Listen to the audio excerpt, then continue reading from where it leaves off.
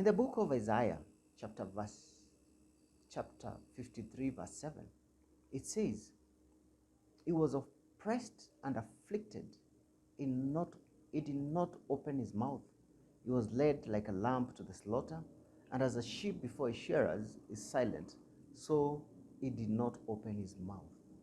That was a prophecy by Isaiah, way before Jesus Christ. So Isaiah prophesied that there will come a lamb of God that will be led to a slaughter. So at the Calvary, as Jesus took the cross, that is why we have the ultimate sacrifice. And that sacrifice came in as a lamb of God. So now we can offer sacrifices to God, not by slaughtering bulls, not by slaughtering lambs like we used to do in the Old Testament, but now we can offer our sacrifices through his Son. But now, it's incredible how God is forward-looking.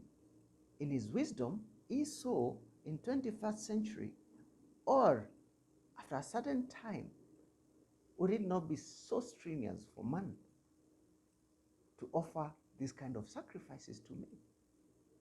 This was not the only reason why Jesus came, but this is just to give us an overview of the kind of love that God has for us, that he decided, now, they will not offer their sacrifices again this way. Let them offer their sacrifices through my Son, through the lamb that I sent. So this was really the ultimate sacrifice that God had in store for us in his Son, Jesus Christ. The sacrifices that we are talking about that we offer, the most acceptable sacrifice that we offer to God is to offer our bodies as living sacrifices. Apostles reminded us our bodies are the temple of God, and this is really the sacrifice that is acceptable to God. Most acceptable to God. We've seen in the Old Testament, we see in the scriptures that the most acceptable sacrifice to God is obedience.